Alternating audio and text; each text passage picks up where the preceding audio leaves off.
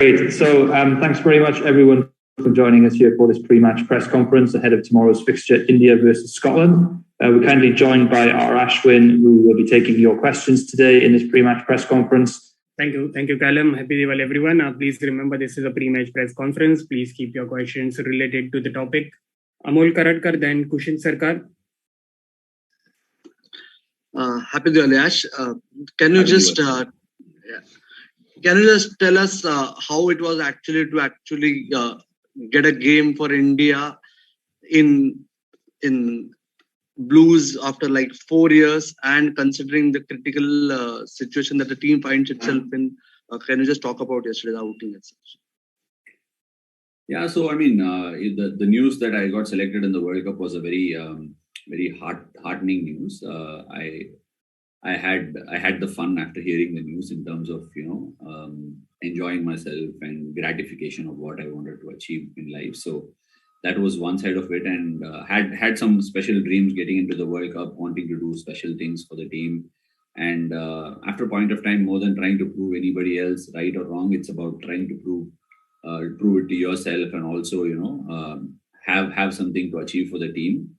Unfortunately, after the first 2 losses, I did feel a bit low about it, and wasn't a special feeling. It's never a special feeling when you lose games, and maybe the chance of qualification took a bit of a dent. But after yesterday's win, we still do have our fingers crossed, and hope things go right. So yeah, barring that, it was quite a special night. Every single delivery that I wanted to execute fell in place, and yeah, it was a special night for me.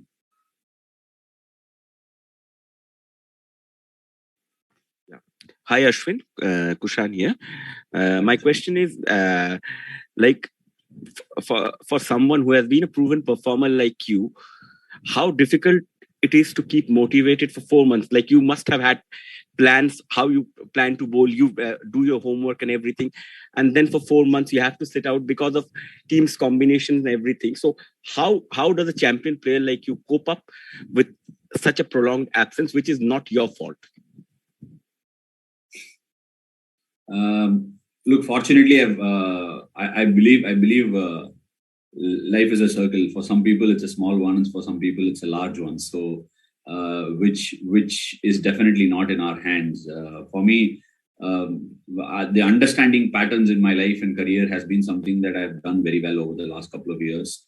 Whenever I've had a very good stretched pattern of stretched form, a good form, or whenever it has been the other way, I've also had some deep trenches to go through, some very long periods of lull that I've had to go through, which I don't want to read too much into it as to why those lulls have happened, but definitely that's a pattern I've embraced in my life.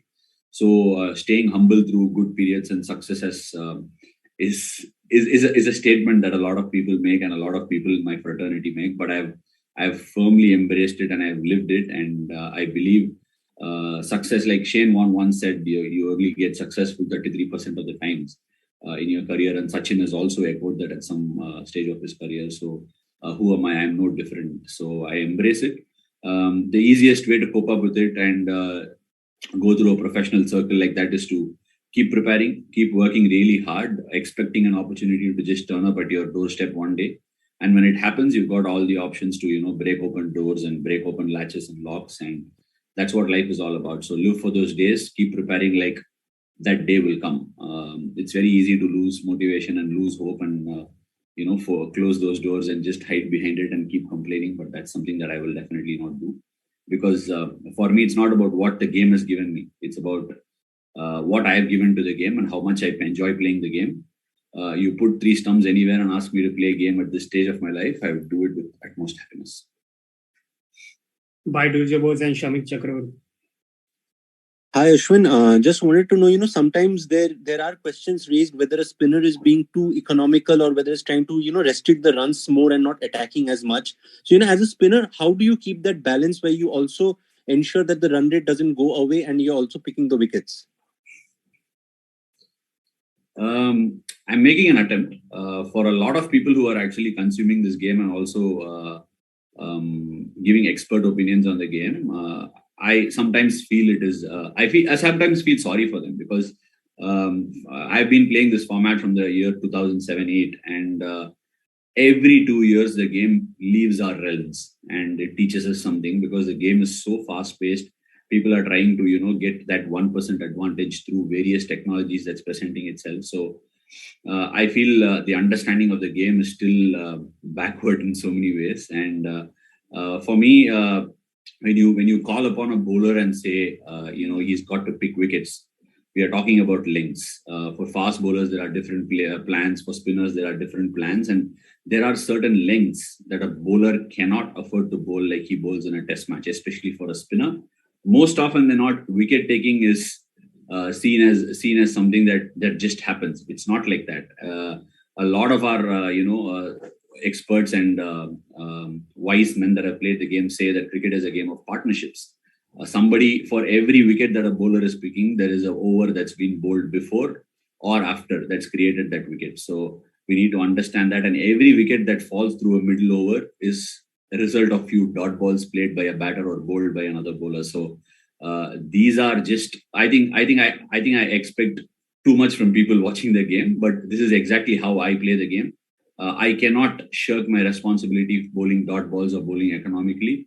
But in the process, if I get wickets, I'm getting wickets. And I also need to keep in mind the interests of the team and what the team expects from me at that particular ball. There are 24 events I get in a game, and these are cliched terms used by people inside the team and outside the team as well. But I take it very seriously. 24 events, and I need to win every event. And what is a victory? That victory is directly relational to what my team needs. It's not what I need. It's easy for me to throw the ball up looking for a wicket.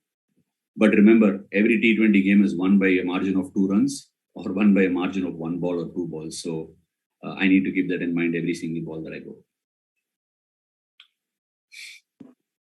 Hi, Ashwin. Happy Diwali. Ashwin, you spoke about life and going in circles.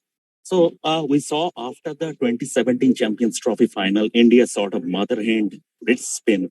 And after more than 4 years, yesterday, 2 conventional finger spinners once again played in for India in a game in white ball cricket.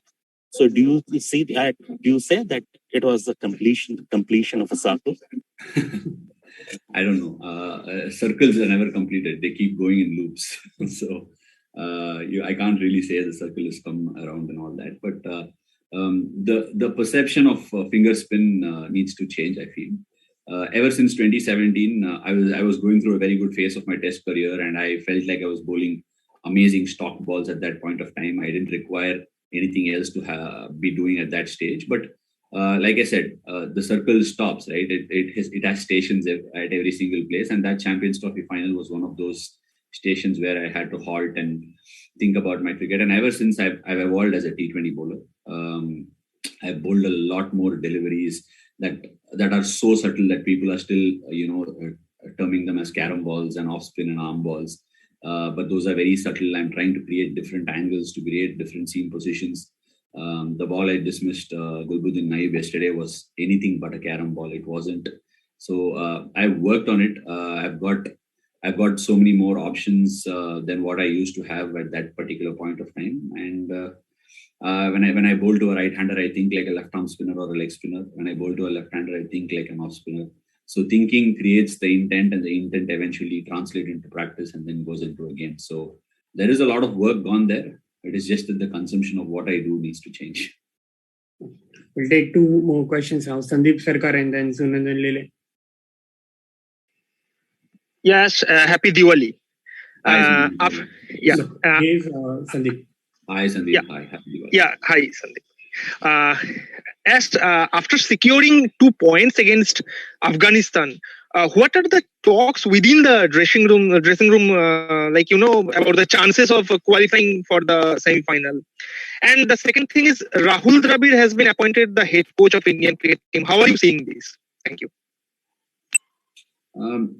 I think Rahul has got immense depth of knowledge, and he's got a good vision for anything that he does in life. He's got an amazing vision. Somebody who's done the hard yards, I would say. In times when people, for having played the game and at the highest level, believe that they can contribute to teams through being coaches, Rahul Bhai has gone through the journey and the grind of being at the NCA, gone through the Indian A team. I think he knows what's in store, what's in future, who's playing right now. He's played with some of us inside this dressing room. He also knows all the young boys, and I don't think if there is anyone that where you can pull every bit of knowledge that you can pull from, it's Rahul Bhai. And I'm really looking forward to this stint, trying to contribute alongside Rahul Bhai and being of use to the team's cause in any way as possible. And what is the first half of your question? About discussions in the dressing room. Yeah. Qualification. I think there are hardly any discussions with regards to that, because the discussion that we need to have is about how we are going to go about the couple of games that we have left. And everybody is planning and wanting to go on a real high for the last two games. The rest of it is not in our control. It's fingers crossed. It's a funny game. And Afghanistan have played good cricket. A lot of our hopes rest with them as well. So all the very best to them. Really wish if we can provide any physio support to Mujib, we can get him onto the field and the park. And that is all I think we can hope for. They have played good cricket. Pakistan have played wonderful cricket. We've just fallen short of what we could achieve in the first two games. So we find ourselves where we find ourselves on the table, and that's T20 cricket. Very quick. Can't really come back into a tournament like this when you've had games like that. So we want to finish the tournament really well. Sunandan ले लीजिए, कैसे हो यार?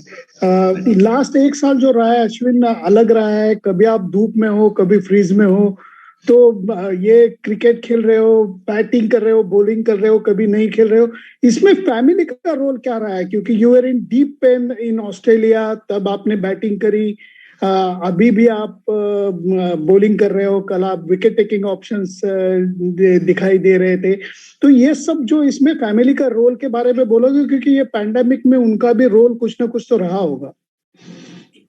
Zarur, I think with respect to family traveling during these bubbles, one of those very funny things I heard, like some of the people that live in Dubai, my friends and some acquaintances, they still don't get the life of a bubble. They actually think bubble means we are living in a hotel and we are playing the games. They want to meet, so we don't get to see other people at all. In fact, we live amongst ourselves. We live within rooms.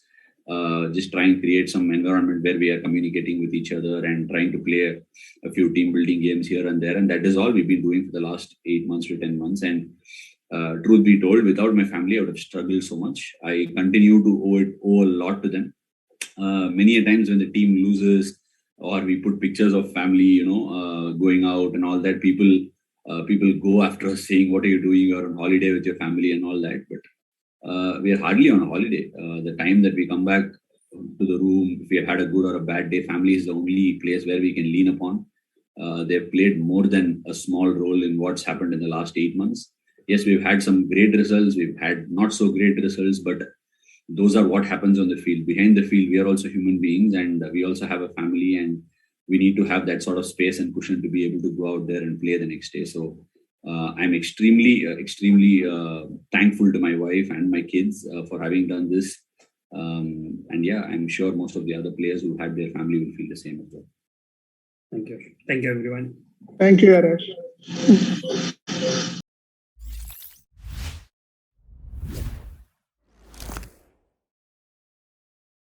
Nash, do you want to give me a countdown and then we'll get started?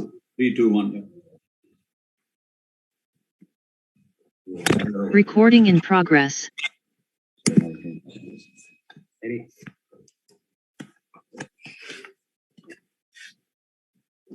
Excellent.